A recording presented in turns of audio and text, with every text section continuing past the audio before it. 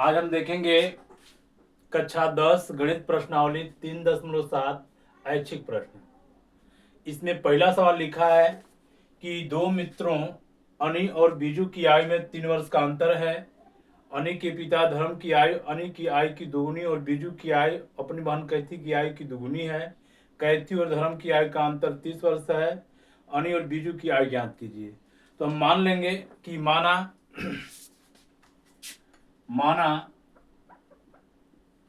अनी की आयु x वर्ष तथा बीजू की आयु y वर्ष है। ऐसे प्रश्नों में जो पूछता है उसी को हम मान लेते हैं। अनी की आयु और बीजू की आयु को मान लिए। अब जैसे जैसे प्रश्न कहेगा वैसे से करते जाएंगे। दो मित्रों अनी और बीजू की आयु में 3 वर्ष का अंतर है, तो लिखेंगे प्रथम कथनानुसार।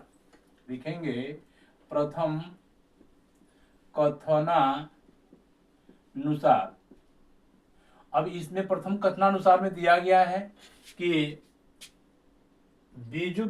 अनी और बीजू की आयु में 3 वर्ष का अंतर है। तो अनी की आयु है x वर्ष, बीजू की आयु है y वर्ष। इनका अंतर करेंगे x माइनस वाई बराबर 3। तो ये समीकरण 1 बना ले रहा है। अब लिखेंगे द्वितीय शर्तानुसार, द्वितीय कथनानुसार। अब इनको देखेंगे क्या कह रहा है इसमें। जैसे जैसे कहे वैसे वैसे क्रिया करो। अनी के पिता धर्म की आयु, तो पहले यहां लिख लेते हैं धर्म की आयु। तो धर्म की आयु अनी की आयु की दुगुनी है। अनी की आयु x वर्ष है, तो इसका दुगुना करेंगे 2x वर्ष हो जाएगा। फिर आगे दिया है बीजू की आयु अपनी बहन कैथी की आयु की दुगुनी है। बीजू की आयु दुगुनी है, तो कैथी की आयु जो होगा बीजू की आयु का आधा हो जाएगा, क्योंकि बीजू दोगुना है तो कैथी इसका आधा हुआ। तो कैथी का y है, बीजू का y है, तो कैथी का इसका आधा होगा, y बटा के 2 वर्ष। अब इसके आगे क्या कह रहा है, कैथी और बीजू की आयु का अंतर 30 वर्ष है। कैथी और बीजू की आयु का अंतर 30 वर्ष है, तो लिखेंगे आई वाला धर्म की आयु 2x, कैथी y बटा के 2 बराबर 30। अब ये बटा में 2 को खत्म करने के लिए सब में 2 से गुणा कर देंगे। जब 2 से इसमें गुणा करेंगे 2 दूनी के 4, इसमें 2 से गुणा करेंगे 2 से 2 कट जाएगा, 2 से इसमें गुणा कर लेंगे 60। ये समीकरण 2 हो गया। अब समीकरण 1 और 2 को लेकर के हम लोग हल कर लेंगे। समीकरण 1 और 2, समीकरण 1 को लिखेंगे x माइनस वाई बराबर 3 और ये है 4x माइनस वाई बराबर 60।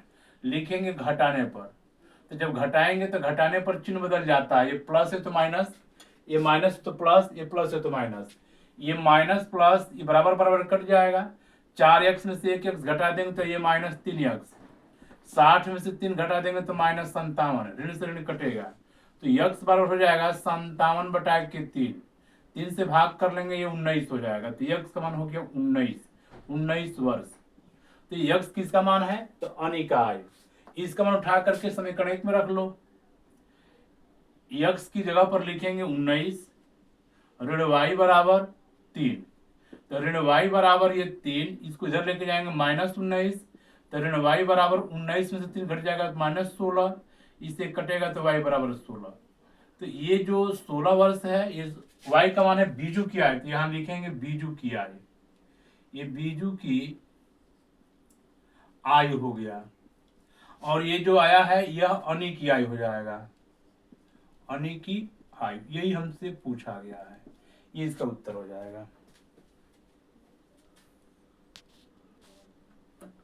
दूसरा प्रश्न देखते हैं, कहा दिया है एक मित्र दूसरे मित्र से कहता है कि यदि मुझे 100 दे दो तो मैं आपसे 2 गुनी धनी बन जाऊंगा। और दूसरा उत्तर देता है यदि आप मुझे 10 दे दो तो मैं आपसे 6 गुनी धनी बन जाऊंगा।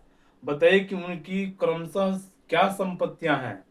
तो मान लेंगे, माना कि पहले मित्र के पास यक्ष संपत्ति और दूसरे मित्र के पास y रुपए की संपत्ति है। लिखेंगे माना माना पहले मित्र के पास पहले मित्र व दूसरे मित्र के पास संपत्तियां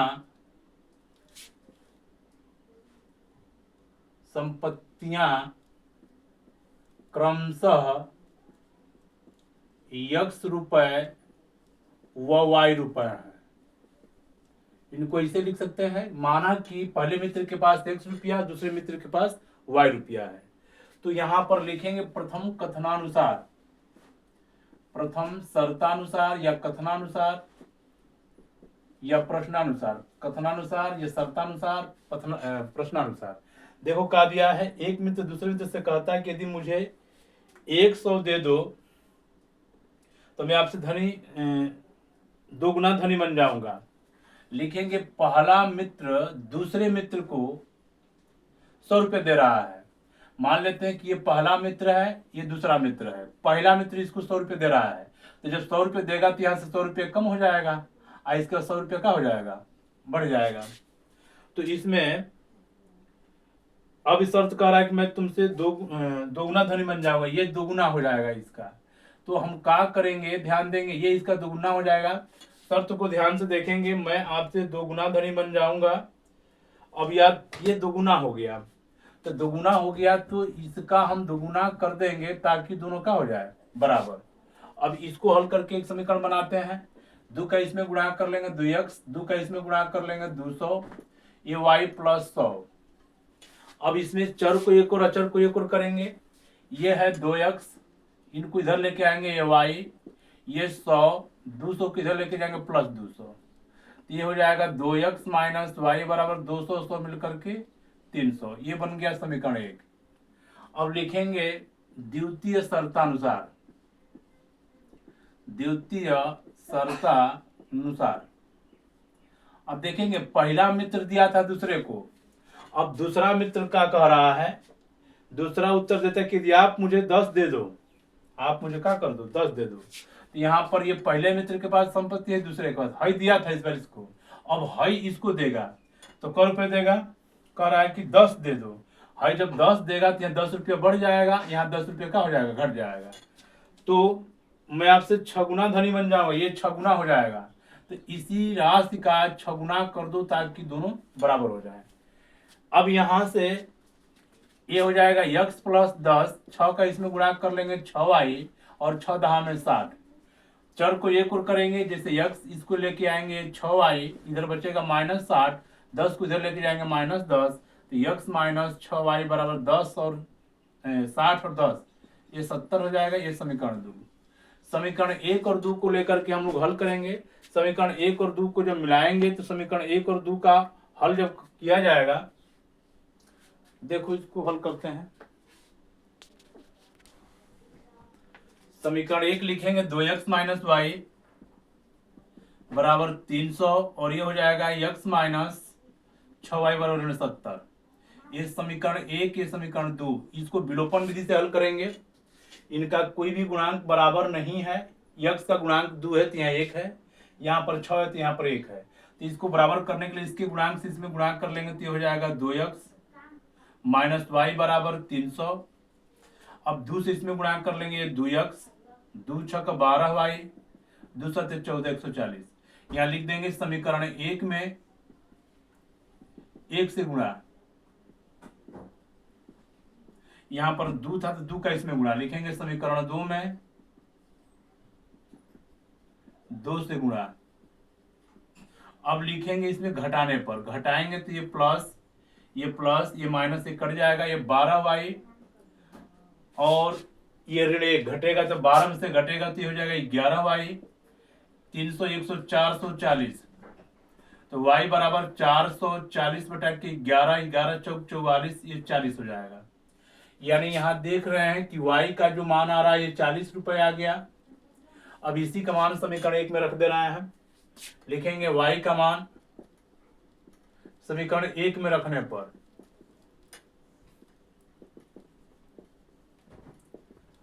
चलिए रखते हैं इसमें 2x माइनस वाई, वाई की जगह पर लिखेंगे 40 बराबर 300। तो ये 2x बराबर 40 इधर चला जाएगा तो 300, ये प्लस 40 हो जाएगा। तो 2x बराबर हो जाएगा 340। तो x बराबर हो जाएगा 340 बटा के 2 से भाग कर लेंगे तो 170 हो जाएगा। तो x बराबर हो गया 170 रुपये। यानी हम कह सकते हैं कि पहले मित्र के पास 170 रुपया और दूसरे मित्र के पास 40 रुपया। ये इसका आंसर हो जाएगा 170 और 40। एक रेलगाड़ी कुछ दूरी समान चाल से तय करती है। यदि रेलगाड़ी 10 किलोमीटर प्रति घंटा अधिक तेज चलती होती तो उसे नियत समय से 2 घंटे कम समय लगते। यदि रेलगाड़ी 10 किलोमीटर प्रति घंटा धीमी चलती होती तो उसे नियत समय से 3 घंटा अधिक लगते। रेलगाड़ी द्वारा तय की गई दूरी ज्ञात कीजिए। तो हम लोग मान लेंगे, माना कि रेलगाड़ी की चाल 1 किलोमीटर प्रति घंटा और ये जो दूरी तय कर रही है वह दूरी मान लेते हैं y किलोमीटर है। लिखेंगे माना रेलगाड़ी की जो समान चाल है x किलोमीटर प्रति घंटा, वह तय की गई नियत दूरी जो तय कर रही है वह y किलोमीटर है। अब देखेंगे ये नियत दूरी y किलोमीटर तय करने में इसको लगा समय। यहां से यहां तक की जो दूरी है, ट्रेन जब यहां से चल रही है तो ये y किलोमीटर की दूरी तय करने में इसको लगा समय। तो लिखेंगे कि y किलोमीटर की दूरी तय करने में रेलगाड़ी को लगा नियत समय। जो नियत समय लगेगा, नियत फिक्स समय है जो लगेगा, क्योंकि चाल भी समान है, दूरी भी सेम रहेगी। तो समय बाद दूरी बटा चाल, दूरी हो जाएगा हम लोगों का y, चाल हो जाएगा x, इतना घंटा होगा। अब देखो शर्तानुसार लिखेंगे। प्रथम शर्तानुसार उसकी चाल पहले कितना है x। अब इसमें कह रहा है कि यदि रेलगाड़ी 10 किलोमीटर प्रति घंटा अधिक तेज चलती होती, यदि रेलगाड़ी की चाल, पहले चाल कितना था x, अब 10 किलोमीटर प्रति घंटा बढ़ जाएगा तो x प्लस 10 हो जाएगा, इतना किलोमीटर प्रति घंटा। इस चाल से जब चलेगा तो लिखेंगे कि रेलगाड़ी द्वारा तय की गई दूरी। अब इसमें जो समय लगेगा, इस समय को देखते हैं। रेलगाड़ी द्वारा तय की गई दूरी, अब इसमें लिखेंगे समय बराबर नियत समय बराबर दूरी बटा चाल। अब इस पर ध्यान देंगे, ये जो समय लगेगा तो यहाँ पर दूरी हम लोगों का नियत रहेगा, दूरी तो उतना ही रहेगा, ये नहीं घटेगा बढ़ेगा। चाल हो गया x प्लस 10। तो ये जो समय आएगा तो पहले वाले समय से, इसमें दिया गया है कि पहले वाले समय से 2 घंटा कम समय लगता है, तो पहले वाले जो समय है ये y बटा के x है, तो 2 घंटा कम लग रहा है, तो इसमें 2 घंटा जोड़ दो ताकि दोनों बराबर हो जाए। अब यहां से इनको समीकरण 1 बना लेंगे। अब समीकरण 1 बनाने के लिए करेंगे क्या, ध्यान देंगे, इसमें इनका लॉसा निकाल लेते हैं। इसका लॉसा निकाल देंगे, x हो जाएगा, इसमें भाग करेंगे y, 1 से भाग कर लेंगे तो ये 2x हो जाएगा। ये y बटा के x प्लस 10, इसका इसमें गुणा, इसका इसमें गुणा कर लो, इसका इसमें गुणा कर लो, इसका इसमें गुणा कर लो। हम इसका गुणा कर रहे हैं, x का y में गुणा कर लेंगे xy, इसका इसमें गुणा कर लेंगे 10y, इसका इसमें गुणा कर लेंगे 2x², इसका इसमें गुणा करेंगे 10 दूना के 20x, इसका इसमें गुणा कर लेंगे xy। xy से xy कट जाएगा, ये बच गया 2x² plus 20x plus 10y बराबर 0। अब ये समीकरण 1 बनाएंगे इनको। इस समीकरण 1 को क्या दूसरा शर्त में देखते हैं।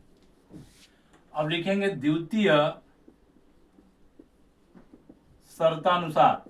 अब द्वितीय शर्त में क्या दे रहा है, द्वितीय शर्त में कह रहा है कि यदि रेलगाड़ी की चाल 10 किलोमीटर प्रति घंटा कम होती, धीमी होती, तो रेलगाड़ी की चाल यहां लिख ले रहा है, रेलगाड़ी की चाल, पहले इसका चाल कितना था यक्स, अब कम हो जाएगा 10, यक्स माइनस 10। तो इसके द्वारा जो तय की गई दूरी है वही फिक्स रहेगा, दूरी तो वही रहेगा, घटेगा बढ़ेगा नहीं। कोई भी दूरी आप तय करते हैं, चाहे आप तेज चल के जाओ या धीमे चल के जाओ, दूरी कम या अधिक नहीं होगी। तो यहां पर लिखेंगे समय बराबर दूरी बटा चाल, दूरी बटा के चाल। तो यहां से इनको लिखते हैं समय देखेंगे, समय हम लोगों का लिखा गया पहले तो समय लिखें, यहां पर लिख दो पहले दूरी हो जाएगा y, चाल हो जाएगा x माइनस 10। तो इस सवाल में दे रहा है कि जो समय लगेगा नियत समय से 3 घंटा अधिक, तो जो नियत समय था ये y बटा के x था, नियत समय से 3 घंटा अधिक लगेगा। तो 3 घंटा अधिक, ये वाला देखो 3 घंटा अधिक हो जाएगा, तो इसमें से 3 घंटा घटा दो ताकि दोनों का हो जाए बराबर हो जाए। यहाँ बटा में 1 कर सकते हैं, इसका लॉसन निकाल देंगे, x हो जाएगा, इससे भाग करेंगे 1 बार जाएगा, 21 में गुणा करेंगे y, 1 से भाग करेंगे x बार, x का 3 में गुणा कर लेंगे 3x, ये हो जाएगा y बटा के x माइनस 10। अब इसका इसमें गुणा, इसका इसमें गुणा कर लेंगे तो ये हो जाएगा xy, इसका इसमें गुणा करेंगे तो ये हो जाएगा xy माइनस 10y, इसका गुणा कर लेंगे माइनस 3x, और ये प्लस 10 तिहाई 30x, इसका गुणा करेंगे 3x स्क्वायर होगा, ये माइनस 3x स्क्वायर, ये प्लस 30x। अब यहां से xy कट जाएगा, इनको उठा लाते हैं इधर, तो जब इधर ले आएंगे तो ये हो जाएगा 3x स्क्वायर, 30x को इधर लेके आएंगे तो माइनस 30x, और 10y को इधर लेके आएंगे तो प्लस 10y, और इधर का बचेगा 0। ये समीकरण 2 हो गया। समीकरण 1 और 2 को लेकर के हम लोग हल करेंगे। समीकरण 1 है 2x square plus 20x plus 10y बराबर 0। दूसरा 2x square plus 20x plus 10y। दूसरा है 3x square minus 30x plus 10y। अब यहां से लिखेंगे घटाने पर, जब घटा देंगे तो ये माइनस, ये प्लस, ये माइनस। अब ये प्लस माइनस बराबर बराबर कट जाएगा, 3 में से 2 घट जाएगा तो माइनस एक्स स्क्वायर, ये प्लस से प्लस से जुड़ जाएगा 30 20 50, 50x बराबर 0। अब यहाँ पर देखेंगे इसमें से और इसमें से अगर हम माइनस एक्स कॉमन कर लें तो यहाँ से x बचेगा, यहाँ से माइनस 50 बचेगा बराबर 0। ये गुणनफल है, दो संख्याओं का गुणनफल 0 तभी होगा जब उसमें से कोई एक 0 के बराबर होगा। तो लिखें कि यदि माइनस एक्स बराबर 0 तो x बराबर 0। तो x क्या है, तो x जो माने है इसकी चाल है, तो ट्रेन की चाल 0 कभी नहीं हो सकती है, क्योंकि ट्रेन 0 हो जाएगा तो चलबे नहीं करेगा, तो इसको लिखेंगे अमान्य, ये मान अमान्य हो जाएगा। अब इसके लिए लिखेंगे यदि x माइनस 50 बराबर 0 तो x बराबर हो जाएगा कितना 50, तो ये 50 किलोमीटर प्रति घंटा उसकी चाल हो जाएगी। तो हमसे इसमें पूछा है रेलगाड़ी द्वारा तय की गई दूरी ज्ञात कीजिए, तो दूरी हमको ज्ञात करना है, तो इसका मान किसी भी समीकरण में भर लो, दूरी निकल जाएगा। देखो यहाँ पर दूरी निकाल रहे हैं, यहाँ पर देखते हैं समीकरण 1 में रख देते हैं, लिखेंगे समीकरण 1 में रख दो। समीकरण 1 में रखने पर लिखेंगे x का मान समीकरण 1 में रखने पर ये हो जाएगा 2 गुणते x की जगह पर हम लोगों का है 50, ये 50 का वर्ग प्लस 20 x की जगह पर 50, और ये प्लस 10y बराबर 0। ये हो जाएगा 2 गुणते 50 का वर्ग कर लेंगे तो ये 2500 हो जाएगा, ये 5 दूनी के 10, 2 जीरो बढ़ जाएगा, ये हो जाएगा 10y बराबर 0। ये गुणा कर लेंगे 25 दूनी के 50, ये 5000, और ये 1000 प्लस 10y बराबर 0।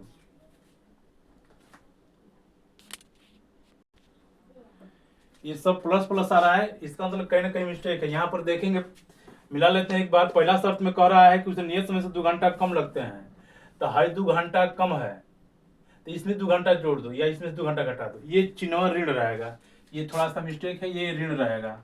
तो ये माइनस 2x, इसका गुणा कर लेंगे तो इसमें हो जाएगा xy, ये 10y, 2 से गुणा कर लेंगे तो ये माइनस 2x स्क्वायर, ये 10 गुना के 20x, ये माइनस हो जाएगा, तो यहाँ से हो जाएगा minus 2x square minus 20x, और ये प्लस 10y। अब यहाँ से जब हल किए पहला समीकरण 2x² तो -2x², ये -20x हो जाएगा और ये +10y, ये 3x²। अब यहाँ से इसको घटाएंगे तो माइनस माइनस 3 2 5 हो जाएगा, ये 5 हो जाएगा, ऋण 5x²। अब इसमें से इसको घटाएंगे तो ये +10 हो जाएगा, +10x। अब यहाँ से ये +10 ये कट जाएगा। अब यहाँ से मान निकालते हैं, चलो इस बार और इसको हल कर लेते हैं, यहाँ से हल कर लेते हैं। ये यहाँ से थोड़ा सा चिन्ह गलती था, इसमें से देखेंगे। अब इसमें से -5x यदि कॉमन कर लेंगे तो यहाँ से x बचेगा, 5 दूनी के 10 बचेगा, बराबर 0। अब यहाँ से दो संख्याओं का गुणनफल 0 तभी होगा जब उसमें से कोई एक 0 के बराबर होगा।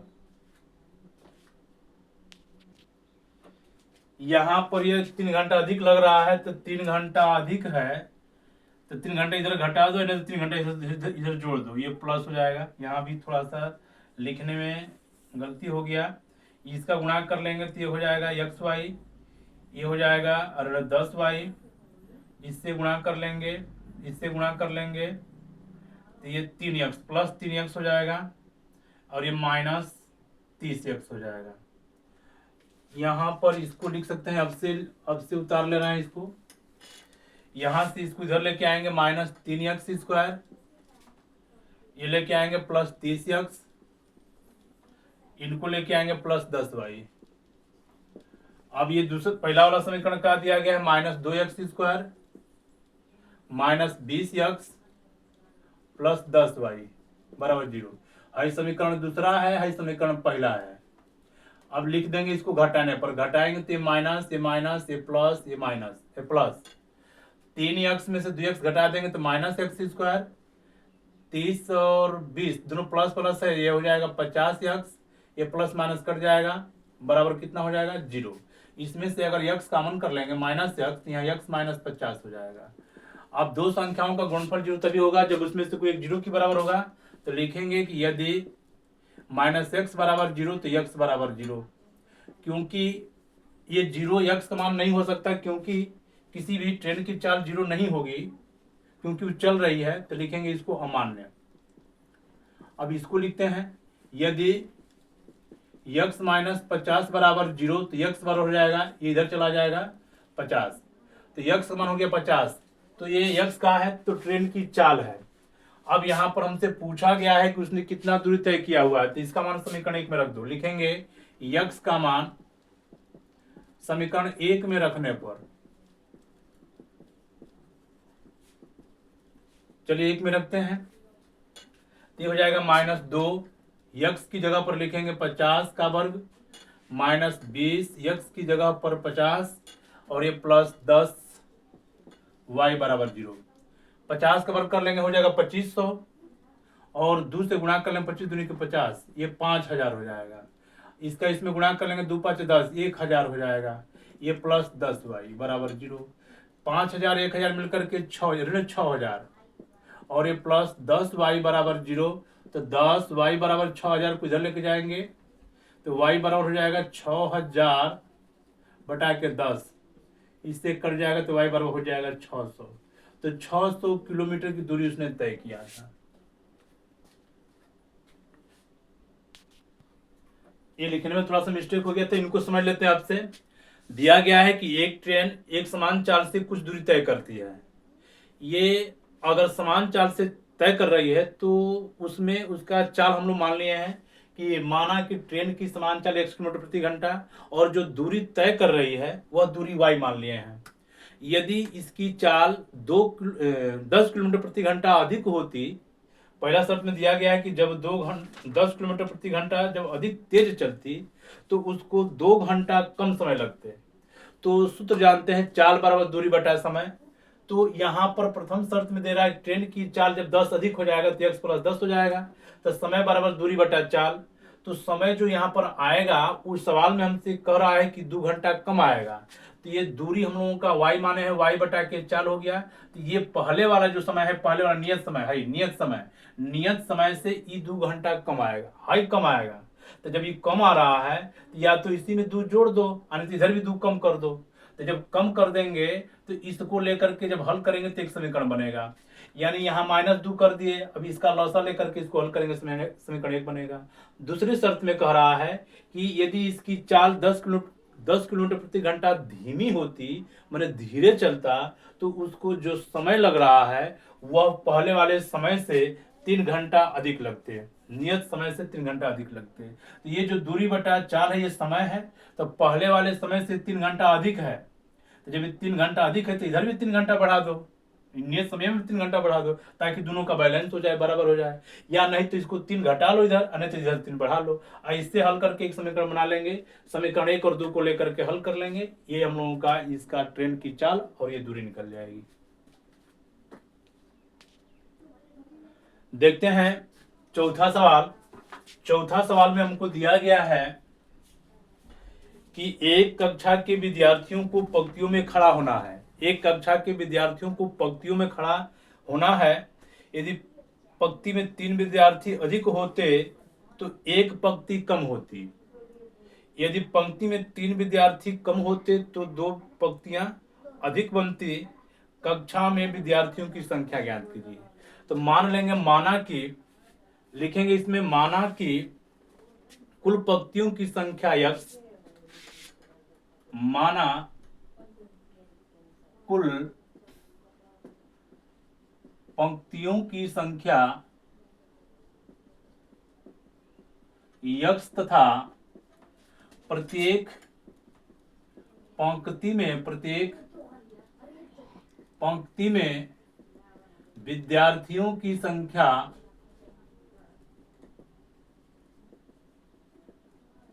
y है। अब इसको उदाहरण से समझते हैं। अगर मान लेते हैं कि, एक उदाहरण देते हैं, मान लेते हैं कि इसमें 3 पंक्तियां हैं। मान लो एक पंक्ति है, 1 2 3 पंक्तियां हैं, और प्रत्येक पंक्ति में मान लेते हैं 5 विद्यार्थी खड़े हैं। 1 2 3 4 5। इसमें भी 1 2 3 4 5, 1 2 3 4 5 पंक्तियों की संख्या और विद्यार्थियों की संख्या। यहाँ पर प्रत्येक पंक्ति में विद्यार्थियों की संख्या दिया गया है। तो हम पूछें कि कुल कितने विद्यार्थी होंगे, तो पंक्तियों की संख्या 3 है और प्रत्येक पंक्ति में विद्यार्थियों की संख्या 5 है। गुणा कर लेंगे तो 15 विद्यार्थी होंगे। उसी तरह से यहां पर हम लोग लिखेंगे कि कुल पंक्तियों की संख्या x तथा प्रत्येक पंक्ति में विद्यार्थियों की संख्या कितना है, y है। अतः लिखेंगे कि विद्यार्थियों की कुल संख्या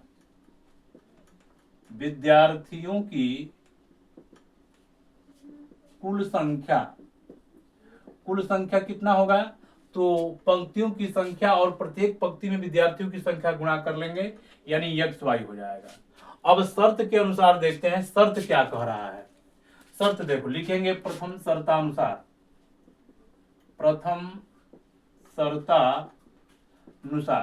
अब इसमें जो जो शर्त कह रहा है उसको मिलाओ, देखो ध्यान से। दे रहा है कि यदि पंक्ति में 3 विद्यार्थी अधिक है, पंक्तियों में 3 विद्यार्थी अधिक, तो एक पंक्ति में कैसे विद्यार्थी हैं, y, तो इसमें 3 विद्यार्थी अधिक कर ले रहा है। जब 3 विद्यार्थी अधिक हो जाएगा तो कह रहा है सवाल में कि पंक्ति एक कम होती है। पंक्ति कितना माना x, इसमें से एक कम हो जाएगा। अगर इसका गुणनफल करेंगे तो ये क्या मिलेगा, कुल विद्यार्थियों की संख्या। यहां पर लिखेंगे कुल विद्यार्थियों की संख्या, कुल विद्यार्थियों की संख्या। अब यहां से जब यहां पर लिखेंगे, इसका गुणा कर लेंगे xy, इसका गुणा कर लेंगे y, 3 का गुणा कर लेंगे 3x, 3 का 1 में गुणा कर लेंगे 3, और कुल विद्यार्थियों की संख्या हमको दिया गया है कितना, xy, तो यहाँ पर लिखेंगे xy। क्योंकि विद्यार्थी घटेंगे बढ़ेंगे नहीं, उसी में से एक पंक्ति में घटाएंगे, एक में बढ़ाएंगे, ये कह रहा है। तो xy से xy कट जाएगा, क्योंकि इधर लेके जाएंगे तो माइनस कट जाएगा। ये हो गया 3x, ये -y, 3 को इधर लेके जाएंगे +3, इनको बना लो समीकरण 1। अब लिखेंगे द्वितीय शर्तानुसार, द्वितीय शर्तानुसार।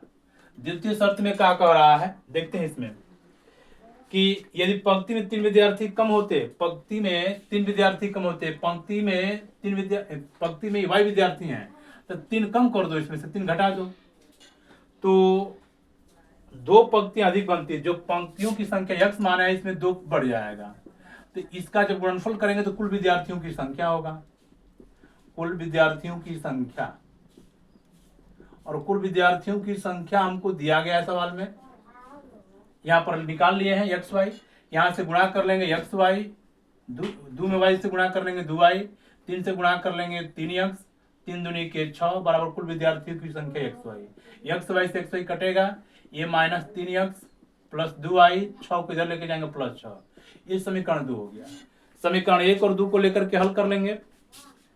ये है समीकरण 1, 3x माइनस वाई बराबर 3, ये -3x प्लस 2y बराबर 6 लिखेंगे। जोड़ने पर ये जोड़ देंगे, ये प्लस माइनस कट जाएगा, 2y में से एक y घटा देंगे तो ये y, 6 और 3 9, तो ये y का मान आ गया 9। इसी का मान समीकरण 1 में रखेंगे, लिखेंगे y का मान समीकरण 1 में रखने पर